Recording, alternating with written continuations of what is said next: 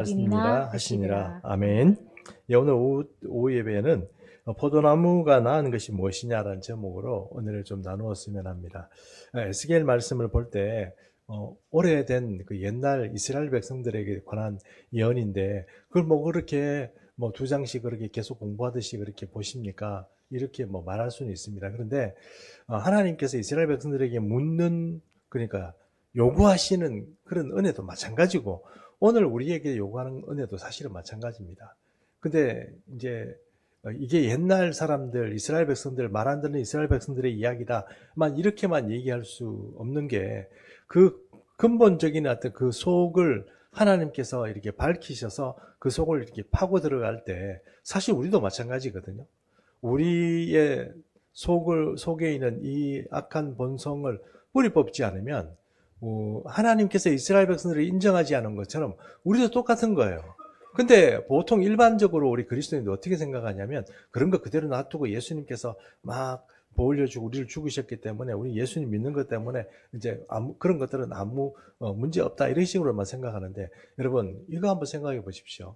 우리가 예수 믿은 지 얼마 안 돼 가지고 정말 그 구원의 은혜가 감격되고 막 그렇게 되면 좋은데, 인생을 살아가는데 믿는 사람으로서 성화되고 변화된 인생이 전개되는 게 아니고 처음 믿을 때하고 별로 변동이 없어. 근데 계속 우리가 말하는 예수 그리스도의 복음을 자꾸 얘기하면서 자기는 변화된 게 없다. 그건 여러분 히브리서가 말하고 있는 것처럼 그동안 우리가 닦았던 모든 기초는 버리고, 그래서 버리라는 진짜 버리라는 뜻이 아니고 그 위에 믿음으로 우리의 우리를 온전케 하신 예수 그리스도를 바라보고 살아야 되거든요.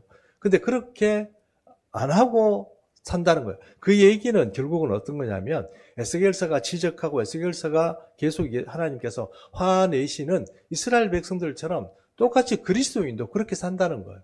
그럼 여러분, 그게 과연 그리스도인으로서 제대로 사는 거냐, 이렇게 우리가 얘기할 수 있다는 것입니다. 그러므로 여러분, 변화라는 게 참 중요하고, 지난주에 설교에 제가 말씀드린 것처럼 우리 속에 언제 지었는지 모르는 잔돌 같은 돌들이 우리 속에 가늠한 여인처럼 그 한 덩이로 이렇게 있는 큰 그 죄가 아니고 자그마한 죄로 이 속에 딱 차 있는 거예요. 여러분, 그걸 자꾸 하나씩 하나씩 드러내야 됩니다. 말씀드릴 때마다, 혹은 이스라엘 백성들에게 하나님께서 지적할 때마다 그것을 내 속에도 이런 돌이 있구나 하고 집어넣어야 되는데, 나는 아니야 이렇게 하고 있으면 이게 좀 곤란한 문제죠. 그래서 오늘 오후에는 포도나무 비유를 통해서, 불탄 포도나무 비유입니다.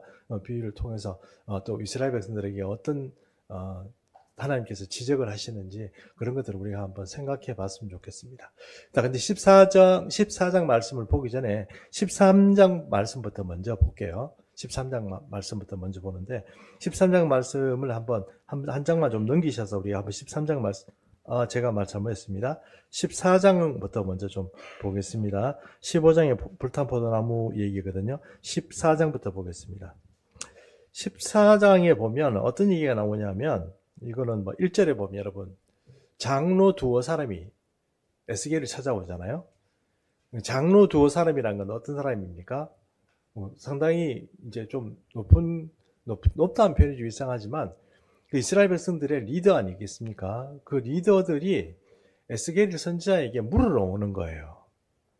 그러니까 여러분, 신령한 선지자 혹은 신령한 영적 은사가 있는 사람한테 묻는 게 잘못된 건 아닙니다.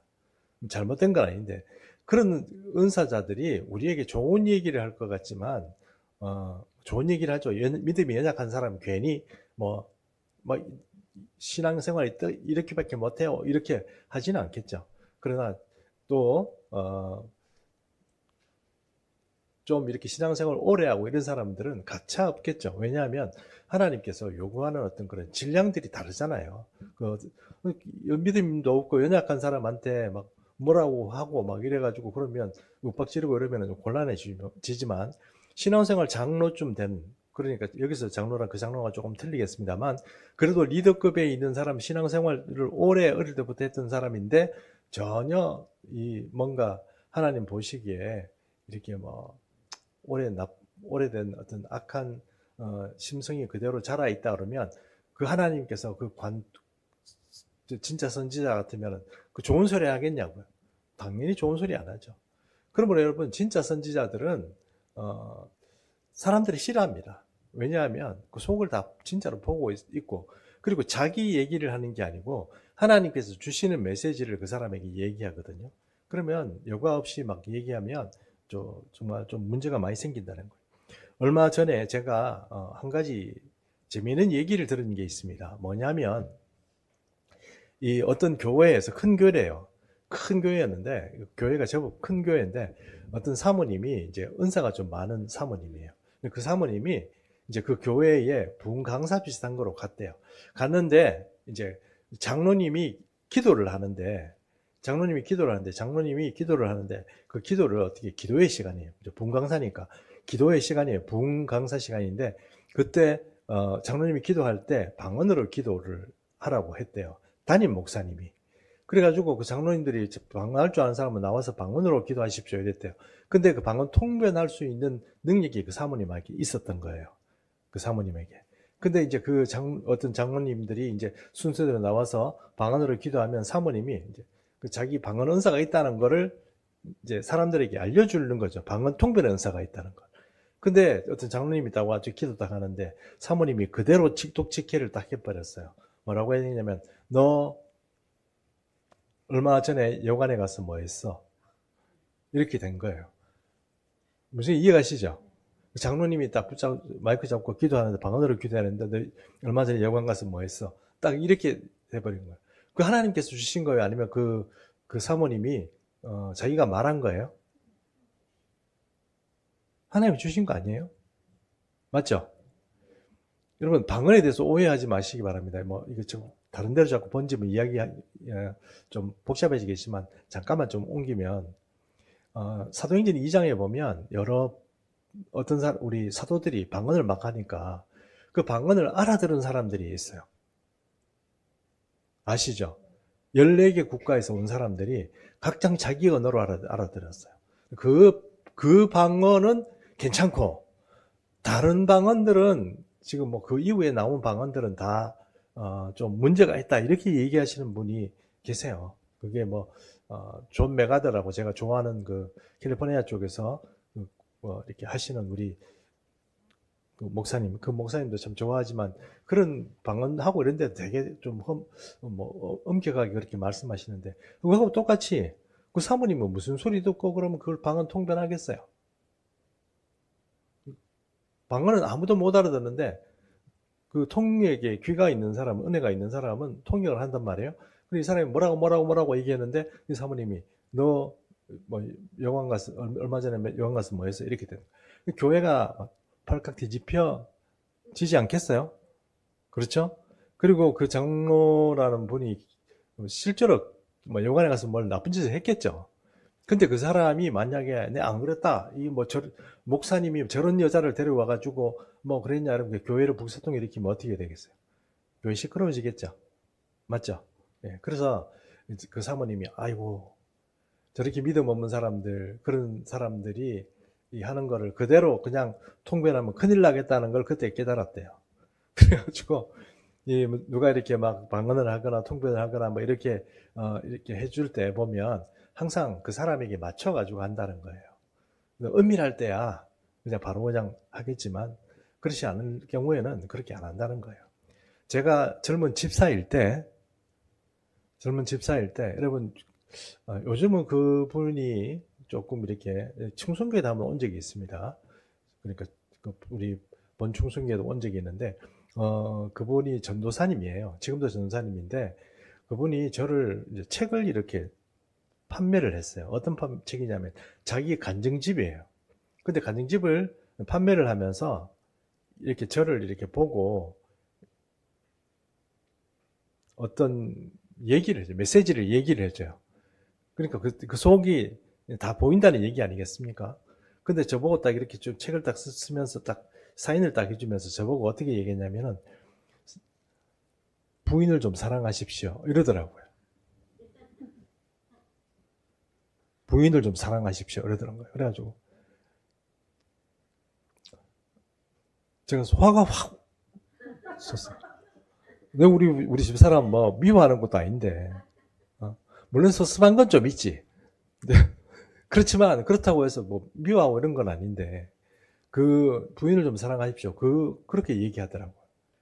근데 뭐 나는 내 나름대로 뭐 신앙생활하고 내 나름대로 잘 산다고 생각했어요. 지금 생각하면 진짜 그건 완전히 진짜 깡통 인생이었어요. 근데 좀 그때는 내가 나름대로 신앙생활하고 주일 예배 잘 오고 뭐 수요 예배도 오고 뭐 기도 생활도 하고 뭐 금식도 한 번씩 하고 이랬으니까 나는 괜찮다고 생각을 했었어요. 근데 그 사모님이 딱 보고 딱 짚어가지고 부인을 좀 사랑하십시오. 이러고 나를 붙잡고 한참 얘기를 하는 거예요. 당신 그런 식으로 살면 큰일 난다고. 좋고 뭐 그런 얘기를 하고 그래가지고 내가 뭐 가만 생각하니까 내가 뭐 그렇게 잘못했고 내가 뭐 그렇게 생각했나 이렇게 생각했는데 지금 지나고 보니까 그 얘기가 뭔지 알겠어요. 지금 지나고 보니까 세월이 많이 지나고 보니까 집사람하고 많이 올려서 살다 보니까 지금 와서는 알겠어요. 근데 그때는 이해가 못했어요. 내가 뭐 미워한 것도 아니고 내가 뭐 어디 맨날 뭐 멱살잡이하고 싸운 것도 아닌데 나한테 이런 얘기를 하나. 뭐 이게 다 이렇게 사는 거지 뭐 이렇게 생각했어요. 근데 그게 아니었다 하는 겁니다. 자, 뭐 쓸데없는 얘기를 너무 많이 했는데 하나님께서 우리에게 원하시는 것 그것은 내 속이 하나님 보시기 깨끗한 거예요. 이 장로란 사람들이 하나님 앞에 왔는데 속이 구린 거야. 그러니까 에스겔이 좋은 얘기 안 하는 거예요. 하나님께서 주시는 대로 그대로 그냥 그 두 사람한테 타박을 하는 얘기를 딱 하는 거예요. 그게 14장이에요. 14장인데 어떤 얘기를 하느냐 한번 보겠습니다. 우리 본문을 다 읽을 수는 없기 때문에 에스겔서 14장 3절부터 한번 보겠습니다. 14장 3절 좀 누가 읽어주십시오. 인자야 이 사람들이 자기 우상을 마음에 들이며 죄악의 걸림돌을 자기 앞에 두었으니 그들이 내게 묻기를 내가 조금인들 용납하랴. 자, 내게 묻는다. 그러니까 선지자를 통해서 하나님의 의견을 묻는 거예요. 이렇게 할까요? 저렇게 할까요? 뭔가 상의하고 뭔가 결정할 일이 있어서 장로들 둘이 찾아온 거예요. 찾아왔는데 이 두 사람이 얘기를 딱 하는데 뭐라고 얘기냐면 이 사람들 속에는 하나님에 대한 순수한 신앙이 있는 게 아니고 우상을 바라보는 그런 우상의 어떤 본질을 추구하는 그런 마음들이 있다. 그런 놈들이 내게 찾아와가지고 내 하나님의 의견을 묻는다? 이게 무슨 소리냐? 그걸 지금 에스겔을 통해서 하나님께서 그 두 장로들에게 딱 얘기하시는 거예요. 자, 그리고 4절도 한번 읽어주십시오. 그런즉 너는 그들에게 말하여 이르라. 나 주 여호와가 말하노라. 이스라엘 족속 중에 그 우상을 마음에 들이며 죄악의 걸림돌을 자기 앞에 두고 선지자에게로 가는 모든 자에게 나 여호와가 그 우상의 수요대로 보응하리니. 그 우상의 수요라는 게 어떤가? 우상이란 게 어떤 거죠? 우리 우상의 수요라는 게 이제 우리가 에스겔 선지자가 우리 공부를 하면서 그 성전에서 섬겨야 되지 않을 질투의 신을 섬기고 또 이상한 70명의 장로들이 여러 이상한 걸 또 섬기고 또 뭡니까? 아세라상을 보셨고 또 뭐 마지막에 네 번째 본 게 뭡니까? 제사장들이 태양신을 섬기는 걸 봤잖아요. 기억나시죠? 자, 성전에서 그런 일을 드리는데 그때 장로들이 뭘 어떻게 했습니까? 이상한 벽화가 있는데 그 벽화에 있는 각종 여러 가지 뭐 짐승, 곤충 뭐 이런 신들을 어떻게 해요? 섬긴다고 그랬잖아요. 그런 마음들이 이 속에 있으면서 누구한테 물으러 왔다고요? 하나님께 물으러 온 거예요. 하나님께 물으는 방법이 에스겔 선지자를 찾아온 거잖아요. 맞죠? 이해하시죠? 그 찾아오니까 하나님이 얘들아 너희 속에 그런 우상을 섬기는 그런 마음들을 가지고 있으면서 너희한테 왜 물으러 오냐? 내가 너희를 모르냐? 뭐 이런 말씀이에요. 그렇죠? 예, 그 얘기입니다. 그게 이제 3절, 4절에 있는 말씀입니다.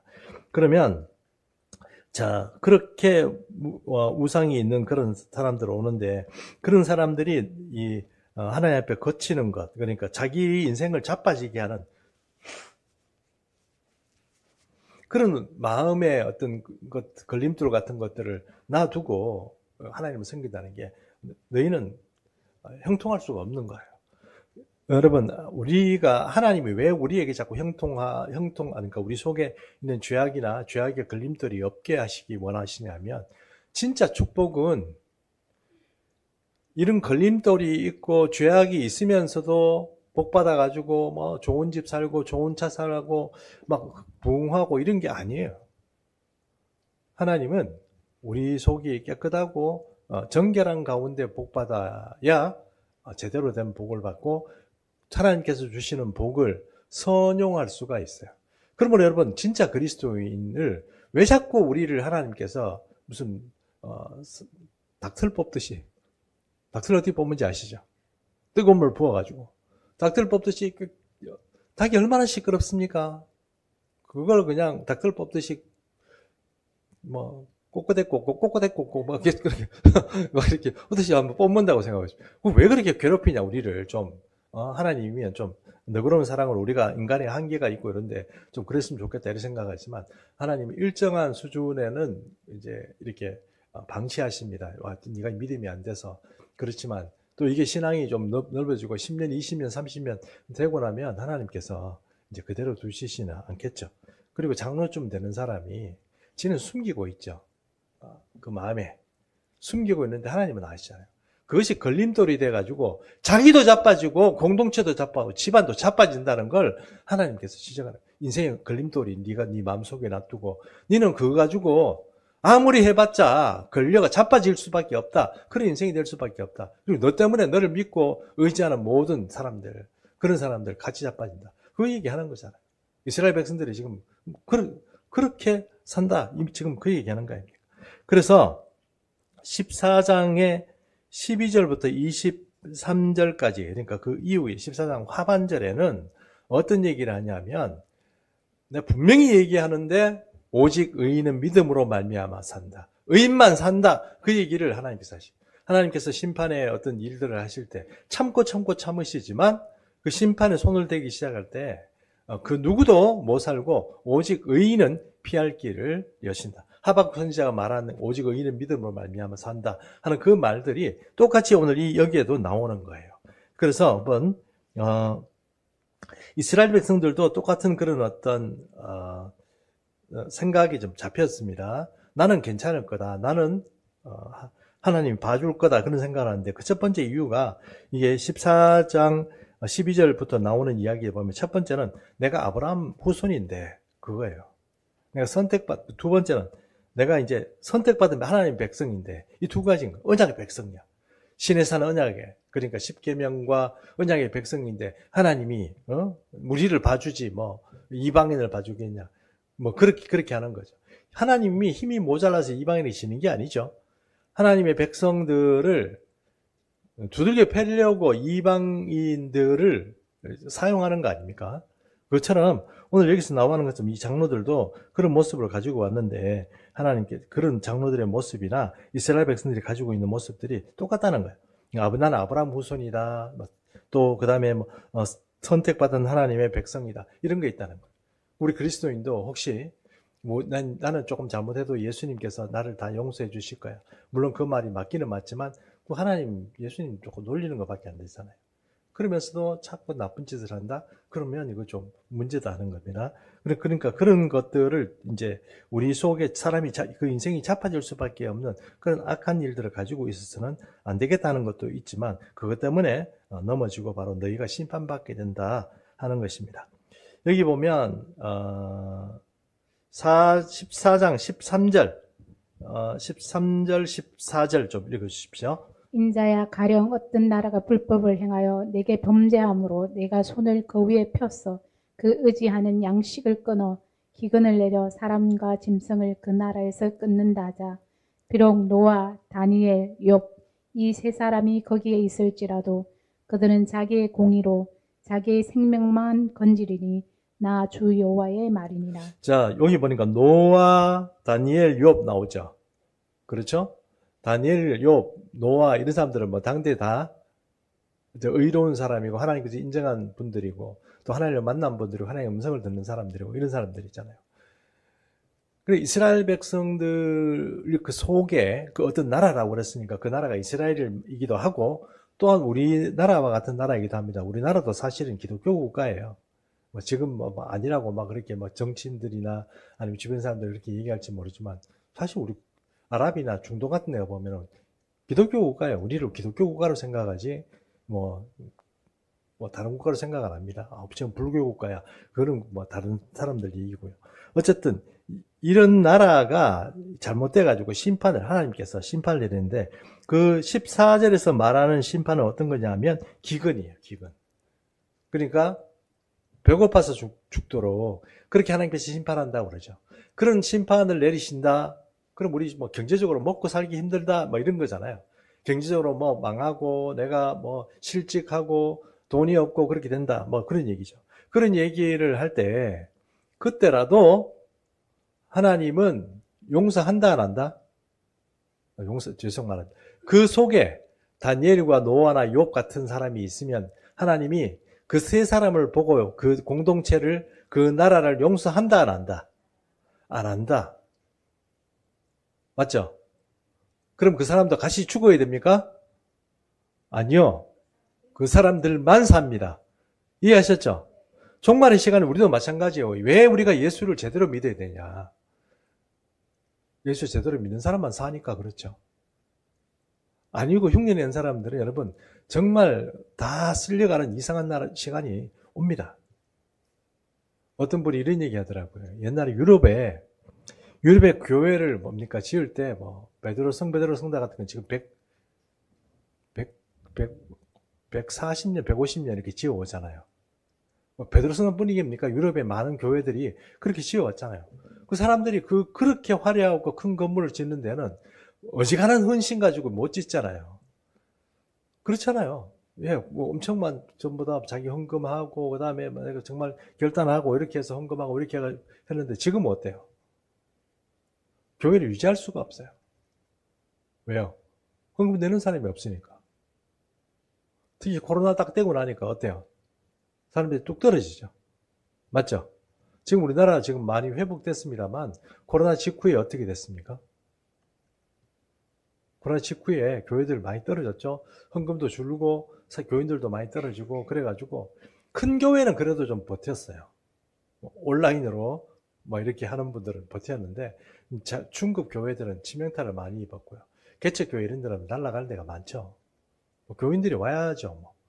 교인들도 안 오고 또 안 오시니까 또 헌금도 안 하고 이래가지고 교회가 다 어려워지고 그때 개척교회 문 많이 닫았죠. 그게 영국 교회도 마찬가지고요. 이게 미국 교회도 지금 마찬가지래요. 미국 교회도 교인들이 뭐 이런저런 이유로 안 온대요. 교회는 번듯하게 지었는데 없으니까 교인들이 없으니까 또 교인들이 헌금도 안 하니까 어떻게 되냐면 미국 교회도 지금 팔린대요. 자꾸 팔리고 뭐 이렇게 그것도 빨리 팔아야 되는데 뭐 안 팔려가지고 팔리는 다행이고 안 팔려가지고 지금 난리랍니다. 왜 그러냐면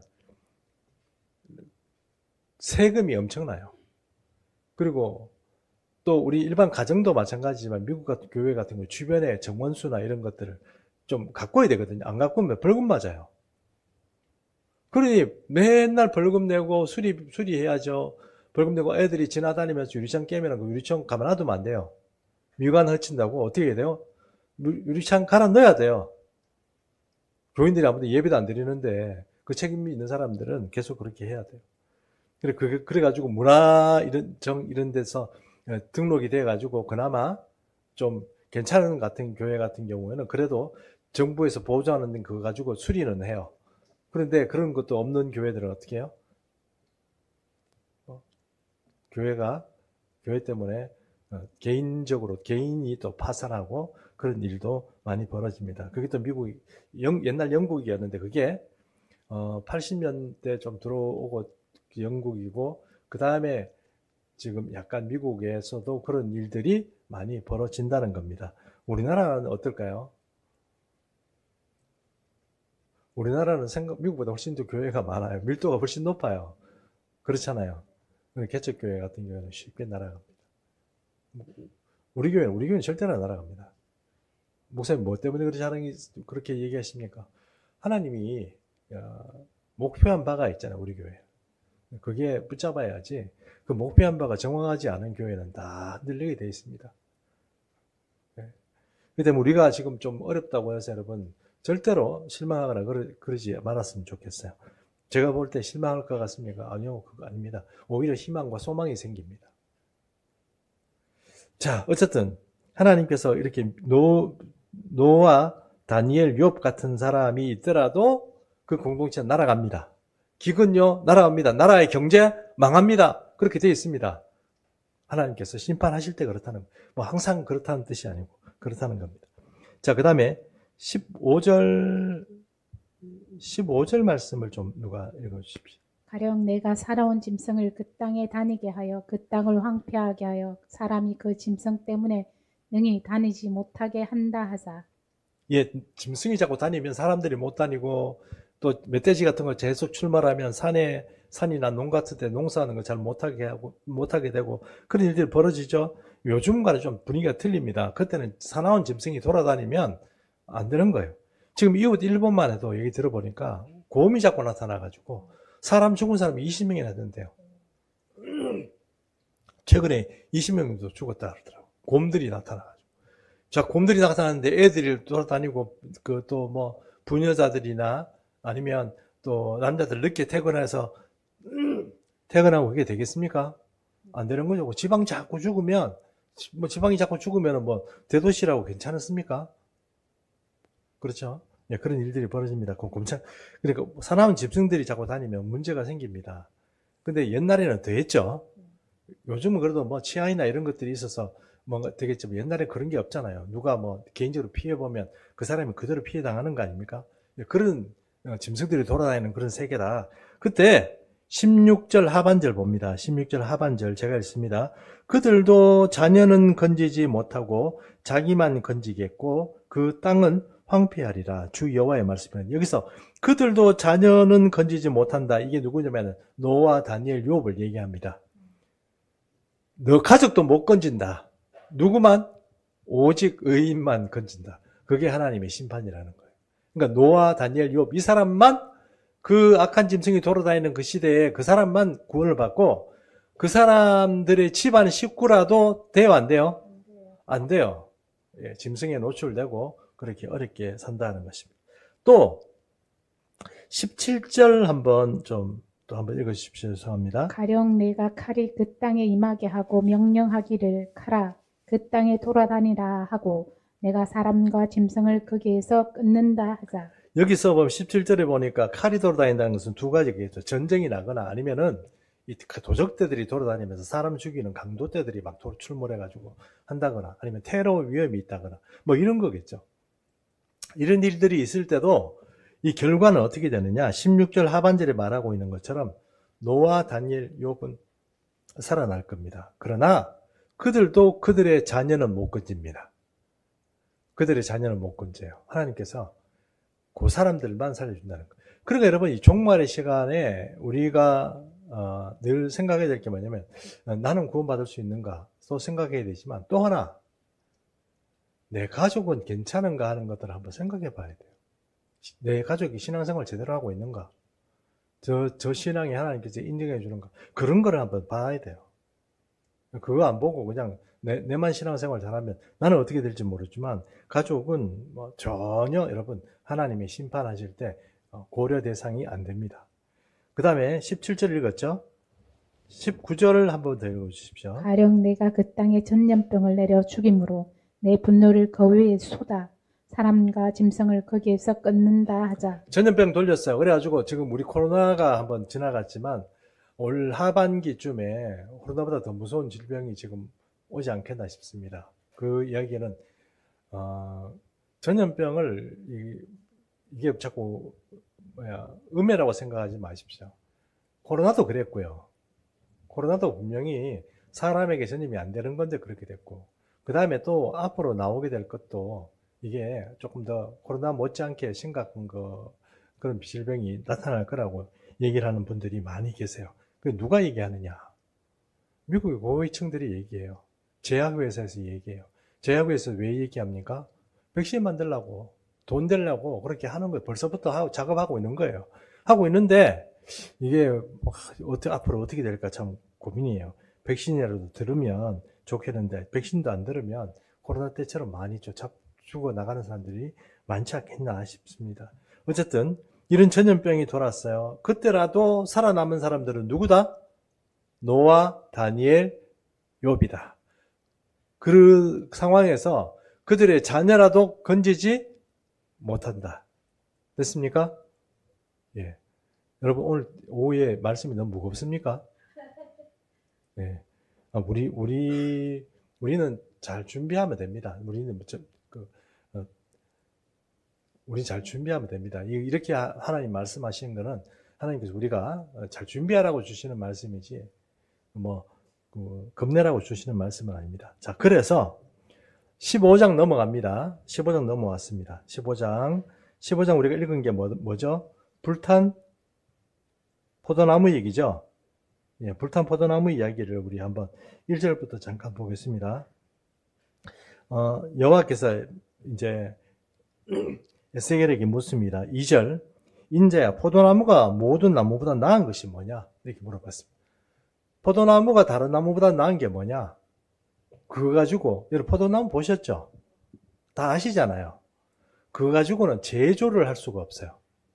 그러니까 나무를 이용해서 뭘 이렇게 만들 수가 없어요. 아시잖아요. 그 나무가 이제 껍데기 이렇게 주룩주룩 벗겨지고, 지 맘대로 이렇게 꼬여가지고, 그 포도나무 가지고는 여러분, 그걸 어떻게 가정에서 쓸만한 그릇을 만든다거나 아니면 여기 나와 있는 것처럼 그릇을 걸어둘 목 같은 것도 못 만든다고 그랬어요. 포도나무는. 그러니까 포도나무 가지고 제조할 수 있는 건 아무것도 없어요. 맞죠? 근데 포도나무가 좋은 게 뭐예요? 다른 나무보다 좋은 게 뭐예요? 포도 열매를 맺는 거잖아요. 그렇지 않습니까? 그러니까 하나님께서 극상품 포도나무를 이스라엘이라고 말씀하시죠. 이사야에 그런 표현이 나오죠. 극상품 포도나무를 심어가지고 하나님께서 이스라엘 백성들을 그렇게 가꾸어가지고 이렇게 하는데 그러니까 그 나라가 극상품 포도나무처럼 그렇게 했으면 하나님께서 포도나무에게 원하시는 건 뭐예요? 그 나무로 하나님께서 뭘 하시려고 하는 거예요? 열매 맺는 거죠. 다른 나무보다 하나님께서 포도나무에게 원하는 건 너는 포도나무 잘 맺어. 열매를 잘 맺어. 그 얘기잖아요. 맞죠? 그게 이스라엘 백성이고 우리 믿는 사람이에요. 우리는 한 번씩 착각할 때가 있습니다. 우리가 인생의 제목이 돼가지고 소용되고 사용되고 막 이렇게 여러분 생각하면 하나님은 우리에게 요구하시는 건 뭐냐면 야 열매나 좀 잘 맺어. 그 얘기거든요. 그럼 우리 열매라는 게 어떤 삶의 열매잖아요. 그리고 또 신앙의 열매, 믿음의 열매 이런 거잖아요. 그럼 믿음 생활 잘하고 오늘 그 오전 예배 설교처럼 슬기로운 처녀처럼 늘 등불을 밝히고 등불이 꺼지지 않는 그런 인생을 살아갈 수 있는 그런 일들이 이제 여건이 든다 그러면 이게 좋은 거죠. 그게 하나님께서 원하시는 삶이죠. 그런데 하나님께 두들겨 맞아가지고 이 포도나무가 불탔네? 포도나무가 불타버렸어요. 그냥 멀쩡할 때도 이 나무는 소용이 없어요. 맞죠? 별로 소용이 없고 포도 열매만 맺는 데만 특화되어 있어요. 근데 이게 나무가 불타버렸어요. 그럼 어떻게 돼요? 모든 게 이제 쓸데가 없는 거죠. 그게 이스라엘 백성이라고 지금 하나님께서 불탄 포도나무를 가지고 그렇게 말씀하시는 거예요. 여러분 신앙생활하고 우리가 믿음 생활하면서 이렇게 이스라엘 백성들이 이렇게 빠진 오류가 있습니다. 오류가 있는데 우리도 자칫 잘못하면 자기가 착각에 빠져가지고 열매도 없는 삶을 살면서 하나님 보시기에 아무짝에 쓸모가 없는 사람들이 있어요. 근데 자기는 하나님을 위해서 뭔가 비전을 쫓고 하나님 위해서 뭔가 비전 있는 일을 하고 대단한 일을 하고 자꾸 그런 생각하는 얼토당토 않는 사람들이 있어요. 하나님이 야, 네 열매나 잘 맺어. 작은 일에 충성하고 네 열매나 맺어라. 하나님께서 에스겔 말씀을 통하여서 그 장로들이라 그래도 뭔가 나라의 일이나 아니면 민족의 어떤 향배 그런 것들을 젊어지고 지금 에스겔한테 물으러 왔는데 에스겔은 뭡니까? 웃기시네. 마음의 우상으로 가득 차 있는 그런 당신 같은 마음들, 마음의 걸림돌을 가지고 있는 인생을 가지고 와서 어떻게 하나님한테 묻느냐. 그렇게 우리가 하나님의 음성을 듣는 것처럼 오늘 우리 그리스도인도 마찬가지입니다. 주님 앞에 왜 자꾸 깨끗하게 되게 그리스도인으로 살아야 되느냐. 그것들이 결국은 우리가 복 받든지 복 못 받든지, 우리가 재물이 있든지 없든지, 아니면 우리에게 권력이 있든지 없든지 우리를 잡아뜨리고 우리를 무너뜨리기 때문에 그렇습니다. 그러므로 우리는 그리스도인으로서 순수하고 성결한 그런 그리스도인으로 살아야 됩니다. 결국 그렇게 되면요, 자빠진다. 그거는요, 포도나무가 불탄 것하고 똑같아요. 더 이상 열매도 없고, 하나님께서 원하시는 것은 포도나무의 열매입니다. 그 포도나무가 다른 거 하라는 게 아니에요. 열매를 맺는 거. 그게 중요한 겁니다. 오늘 우리 인생에서도 자꾸 꿈 찾아, 비전 찾아, 좋은 어떤 교회 찾아, 찾아 여러분 헤맬 수도 있지만, 여러분 정말 분명히 말씀드리지만 하나님 안에서 작은 일에도 충성하는 것보다 더 복된 일은 없는 줄 아십시오. 네. 그리고 일부러라도 선교 떠나고 일부러라도 개척교회를 섬기고 같이 떠나는 사람도 있는데, 어떤 사람들은 그 개척교회를 떠나고 또 선교의 현장을 떠나가지고 거꾸로 자기가 좀 편한 뭐라고 할까요? 편안한 어떤 종교 생활, 믿음 생활을 위해서 이동하는 분들도 계세요. 그게 제가 험담하려고 하는 얘기가 아니고, 정말 작은 일이라도 충성하고 헌신하는 게 하나님 보시기 열매 맺는 생활이지, 내가 거기서 나는 좀 더 좋은 어떤 영양분을 좀 많이 공급해서 받았으면 좋겠다, 이런 생각만 하고 신앙생활을 하면 여러분, 그게 우리에게 도움이 되고 우리 영적으로 성장을 시켜줄 것 같지만, 고생하지 않고 대가를 치르지 않는 그 일과 헌신에 하나님께서 무슨 복을 주시겠냐는 거예요. 세상에서 이제 보고 드는 대로 그냥 내가 이 삶을 살아가는데 좋은 것들만 자꾸 받고 이래가지고 좋은 것들 이렇게 막 주요받고 이래가지고 내가 신앙생활이 나아질 것 같으면 그동안은 뭐 했어요? 그동안 뭐 하고 이제 이 종말의 시간에 지금 마지막에 이제 정말 헌신해야 되고 지금 흔들리면 안 되는 그런 삶에 이제 와가지고 지금도 비전 찾아간다. 그 비전은 여러분 딴 데 없어요. 주님 안에 있어요. 주님이 시키는 대로, 주님께서 원하시는 대로 그렇게 자리를 찾아가고 이 삶을 찾아가고 개척하고 나가야지, 그거를 붙여버리고 어디 딴 데 가면 좋은 것들이 생길 줄 알고만 움직이면 여러분 그거 너무, 내가 이름 얘기까지 해서 미안하지만 지금 불쌍한 영혼 되는 거예요. 그렇게 되면 너무 곤란한 거예요. 그러면 진짜 가슴 아픈 일이 되는 거예요. 그래서 여러분 그렇게 하지 말고, 이스라엘 장로쯤 됐던 사람들이 에스겔을 찾아왔을 때 하나님께서 좋은 소리 안 하잖아요. 좋은 소리 안 하잖아요. 장로까지 됐는데, 장로가 그 높은 고위직에 있는 사람들 아니에요. 그 에스겔에게 찾아왔을 때는 그래도 나머지 하나님에 대한 신앙이 이렇게 있으니까 찾아온 사람들 아니에요. 똑같이 하나님께서 너희가 나한테 이러고 찾아와?